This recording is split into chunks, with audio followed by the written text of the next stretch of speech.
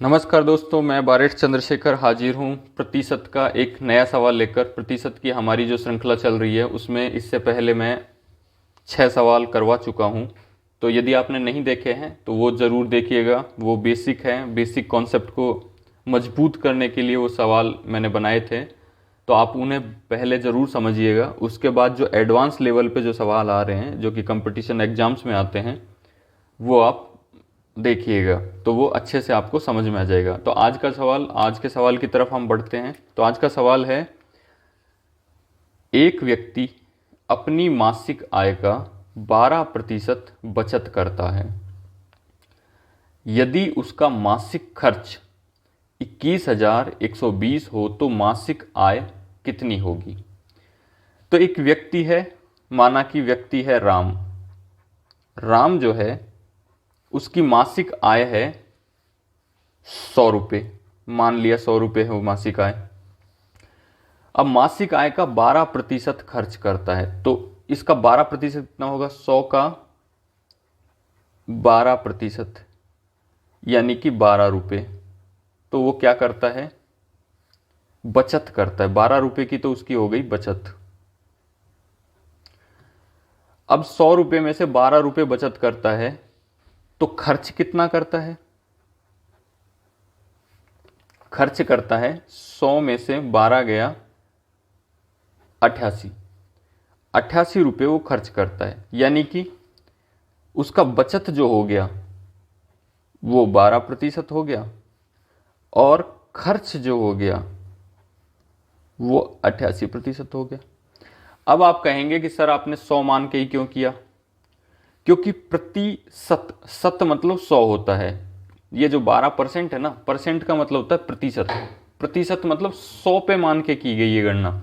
यानी 100 में से 12 रुपये जो है वो बचत करता है और 100 में से 88 रुपये वो खर्च करता है। तो 100 पे ही गणना की गई है, क्योंकि परसेंट जो होता है प्रतिशत, उसमें सत यानी 100 को मान के ही गणना की जाती है।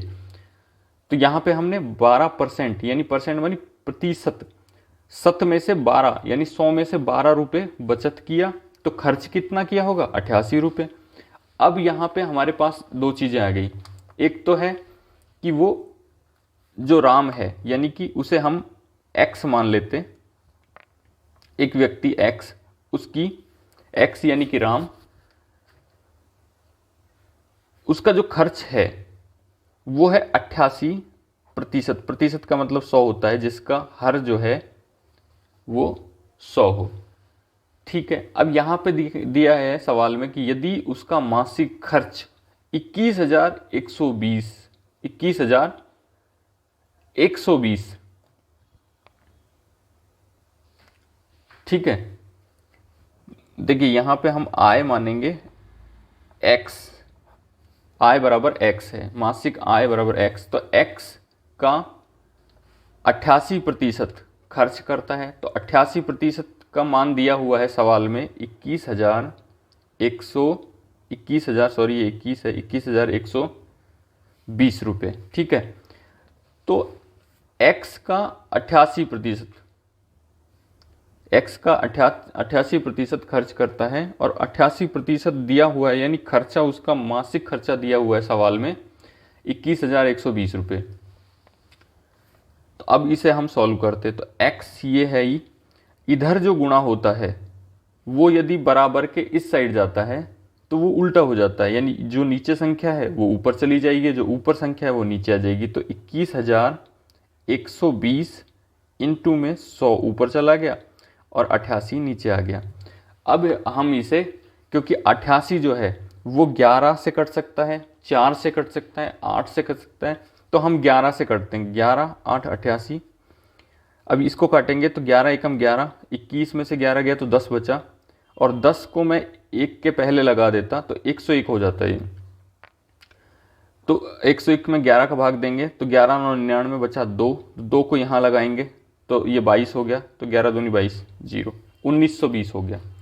अब 8 से फिर हम काटते हैं, तो 19 को काटेंगे तो 8 दूनी 16, 19 में से 16 गया तो 3 बचा, 3 को यहाँ लगा दिया तो ये 32 हो गया। तो 8 चौको 32 और 1 0 0। अब देखो 240 बच गया, और उन्हें में 100 बच गया। टोटल कितना हुआ 240 और ये 2 जीरो यहाँ पे लगा दी, तो ये आंसर हो गया 24,000 रुपये। अब ये x क्या माना है मैंने, x को माना है आय, यानी राम की जो आय है वो x है। x का 88% वो खर्च करता है और 88% का मान यानी कि मासिक आय, मासिक खर्च जो बताया वो 21,120 बताया, तो 21,120 हमने बराबर में लिख दिया, तो ये इक्वेशन हो गई बराबर। तो यहाँ पे x को हमने बाहर निकाला और ये जो संख्या है बराबर के इस साइड चली गई, तो ये 100 ऊपर चला गया, 88 नीचे आ गया। अब जब हम इनको काटेंगे तो ये 240 इंटू में 100 बचेगा, तो इसका मान होता है 24,000। यानी मासिक आय जो होगी, इस सवाल के लिए जो उत्तर होगा और मासिक जो आय होगी वो होगी 24,000 रुपये। तो दोस्तों आज के लिए बस इतना ही, मिलते हैं अगली क्लास में एक नए सवाल के साथ। धन्यवाद, नमस्कार।